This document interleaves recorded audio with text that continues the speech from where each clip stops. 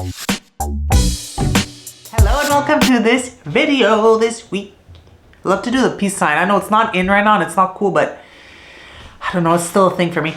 So this week I wanted to talk to you a little bit about your life is created by your thoughts. Your thoughts create your life. If you have heard that before, probably you have, because if you are a lover of these kinds of videos and you listen to self-development podcasts, or you read books, self-development books like I love, then you've probably heard the sentence, your thoughts create your life.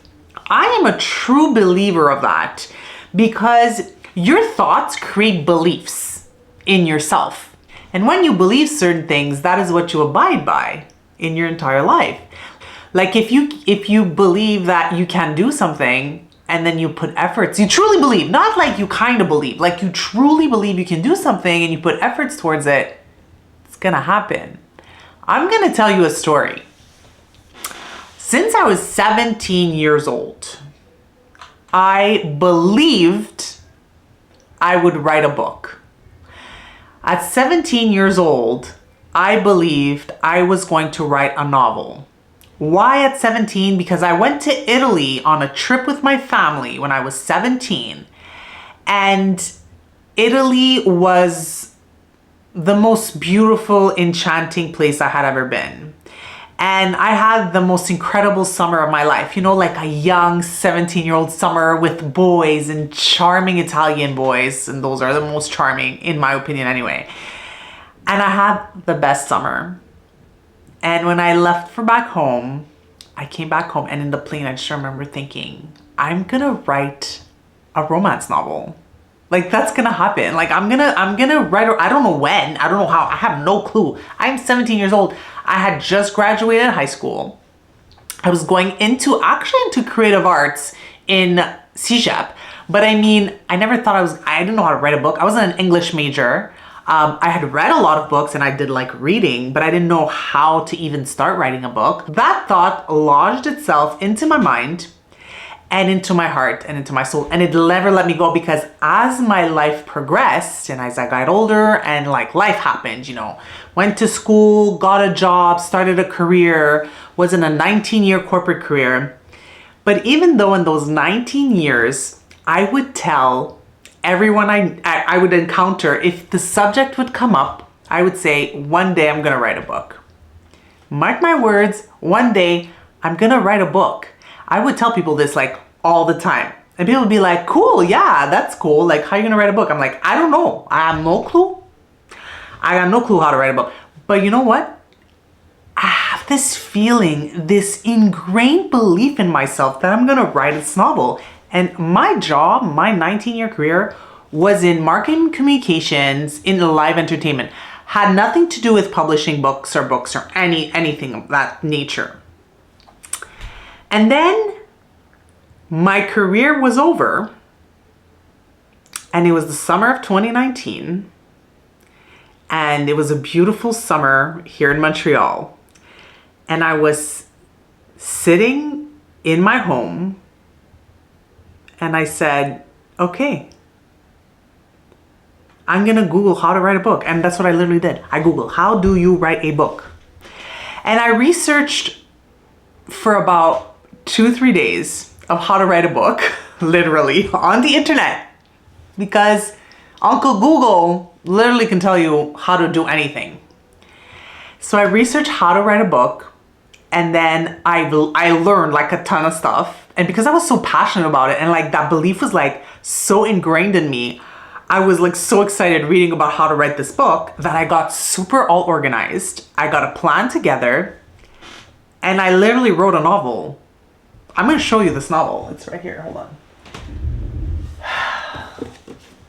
I wrote a novel, like an actual published, like a book, guys. Actual published, but you don't believe that, wait. This is me, see?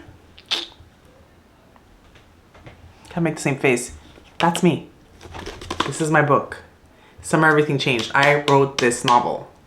Crazy, okay? I was not, again, I Googled how to write a novel and I wrote a novel. And now people are like, okay, fine, you Google how to write a novel. Great, okay. And you wrote, but how did you write this novel? Like, how did you know what to write? And that's the crazy part. Every day I sat at my computer and I would meditate right before. And I would ask the universe, God, higher power, whatever you want to call it, whatever you believe in. For me, it was like the universe, energy, God, to send me the words. And I would sit there and the words came. I know, it's great. I get it. You're probably like, this chick is, doesn't make sense what she's saying. I totally hear you. Because if somebody would tell me that, actually, I'd probably believe them. But I get most people are like, okay, the words came. What do you mean? What does that mean? The words came. The words came. I would sit there and it was like in my brain and like in my soul and in my heart and my imagination, like came out of me into my fingertips and onto the keyboard and onto the page. And I wrote 75,000 words. It was, you know, sometimes people say like they have divine experiences. Writing my book was like a divine experience. I just felt like it was one of those things that was supposed to happen. It was like a belief that was so deep inside of me for so long that came to fruition. So when people say your thoughts create your beliefs, create your life, it's the truth. So if you're walking around this world thinking all kinds of negative stuff, right? Like life happens, stress happens. Oh my God, I'm not good enough. Oh my God, how am I gonna get this promotion? Oh, I'm never gonna be good enough to do this job. How am I gonna make my next paycheck? How am I gonna find love? Who's gonna love me? There's no more men out there. I'm divorced. I have kids. No one's gonna love me. How many of us do that? How many of us walk around this planet thinking about all of the negativity that could happen? A lot of us do. But that's the energy you're harvesting, you know?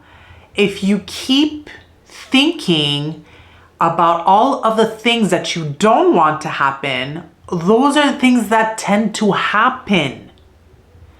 So what about if you have a different perspective? What about if you're like, you know what?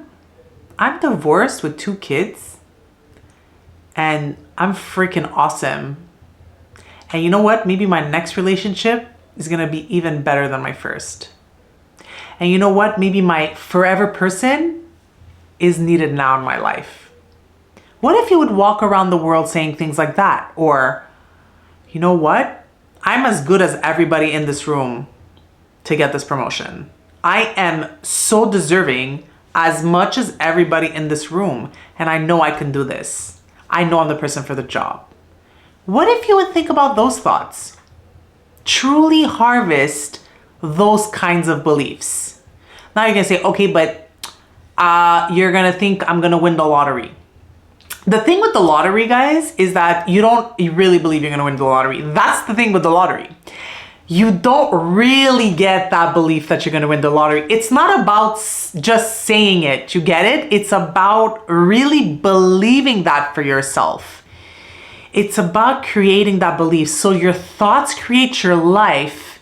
It's really about the thoughts that turn into beliefs and that are beliefs deep, deep in your soul. And why I know this is because I wrote a damn novel. Little old me wrote a damn novel, had no clue how to publish a novel. I wrote a freaking novel. It is so good. If you want to get it, it's on Amazon. I'll link it because if you like romance novels, it's fabulous. You can do anything. If you are down on your luck right now, you're listening to this video and you're like, oh my God, I need this right now. If you're down on your luck, you lost your job, you just broke up with your boyfriend, something like pretty shitty is happening to you right now, work on this. Work on creating the life that you've always wanted. Do that and see how many wonderful things come your way. You can do it. You have the power of choice for your thoughts. You are the keeper of your brain. No one else is. Only you. You are the keeper of your brain. You are the keeper of the thoughts in your mind. You. You can control that. You are the boss of you. How incredible is that? No one else is the boss of your brain. You are.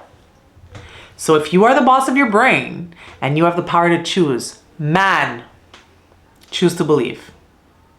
Choose to believe that you deserve everything that's good. And on that note, I will see you in the next video.